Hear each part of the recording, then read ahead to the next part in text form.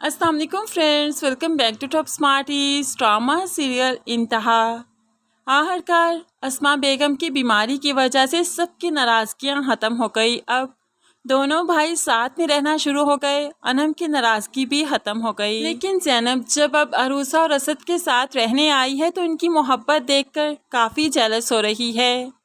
अरूसा असद के आने तक बेताबी से उसका इंतज़ार करती रहती है और जब वो आ जाता है भाग कर नीचे जाती है तो असद भी उसके लिए फूलों के गजरे लेकर आता है। गाड़ी से निकलते ही उस पर खूब मोहब्बत निछावर करता है। दोनों ही कहते हैं हमने एक दूसरे को बहुत मिस किया। ऐसे ही दोनों काफ़ी मोहब्बत से एक दूसरे से मिलते हैं, काफ़ी बेताबी से एक दूसरे का इंतज़ार करते हैं। और ये चीज़ ज़ैनब ने पहली बार देखी कि कोई हस्बैंड वाइफ इस तरह से भी मोहब्बत लौटाते हैं। उसने नवीद से ये सब कुछ एक्सपेक्ट किया था, लेकिन नवीद इस तरह का इंसान नहीं, इसलिए वो काफ़ी जेलस है। नवीद जब घर में आ जाता है तो उसे शिकवा करने लगी कि असद इतना रोमांटिक है और उषा के साथ इतना वक्त स्पेंड करता है। आपने तो खुद को सिर्फ ऑफिस के लिए रख लिया, अपनी बीवी का होने वाले बच्चे का कोई एहसास ही नहीं। और वो देखिए ज़्यादातर वक्त अपनी बीवी के साथ गुजारता है और बचा कुचा वक्त ऑफिस के लिए उसके लिए। अब यहाँ पर नवीद को भी काफ़ी गुस्सा आया, तभी तो दोनों भाई फिर से आमने सामने हो गए। पहले नवीद कहता था असद की इंटरफेरेंस उसे पसंद नहीं ऑफिस में, और अब वो कहता है कि असद ज़्यादा से ज़्यादा वक्त है ऑफिस में। ये सब कुछ जेलसी में ही तो हो रहा है। और अस्मा बेगम फिर से लड़ाइयों की वजह से काफ़ी परेशान है।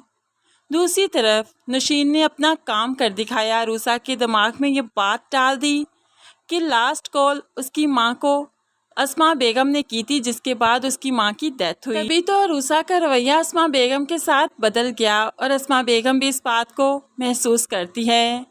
लेकिन अरूसा सारे फैसले जल्दबाजी में नहीं किया करती, इसलिए वो अपनी माँ का आकर बैग खोलती है। उसके कपड़ों में से माँ का मोबाइल निकाला और अब कॉल लॉग चेक करनी थी कि लास्ट कॉल इस मोबाइल पर किसकी आई। तो अरूसा भला खुद पढ़ी लिखी है, समझदार है।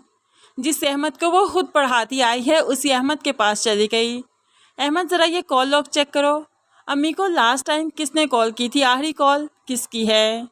अब नशीन जो सब कुछ देख रही है, भला कैसे मुमकिन है कि वो अपना पर्दा फाश होने देगी। वो तो जल्दी से मोबाइल अहमद के हाथों से पकड़ ही लेगी और फिर होप्स हो वो अपने नाम की जगह पर अस्मा का नाम सेव कर दे और जाहिर सी बात है फिर कॉल लॉग में नशीन की जगह अस्मा का नाम ही शो होगा। लेकिन खैर ये तो हमारी प्रेडिक्शन है।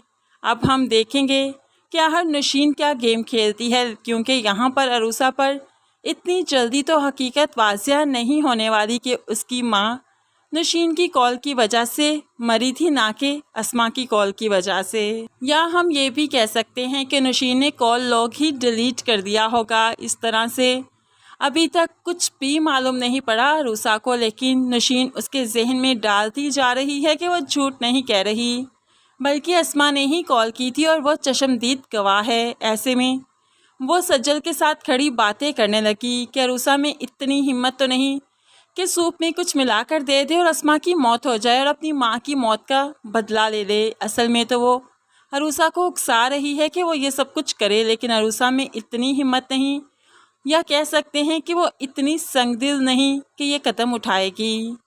अनम अपनी जगह पर काफ़ी परेशान है, क्योंकि ज़ैनब की शादी उसके साथ हुई और ज़ैनब एक्सपेक्ट कर रही है जबकि अनम नहीं कर रही। ऐसे में फ़ाहद को कोई परेशानी नहीं, वो तो अनम को तसल्ली देता है कि जब अल्लाह की मर्ज़ी तब वो हमें इस नेमत से नवाज देगा। लेकिन फ्रेंड्स ये हकीकत है, मर्दों की निस्बत औरतें जल्दी परेशान हो जाया करती हैं। वो जल्दी कंसीव करना चाहती हैं ताकि माशरा औरत पर उंगली ना उठाए, उसे सवाल ना करे, उसे किसी कमी का ताना ना दे।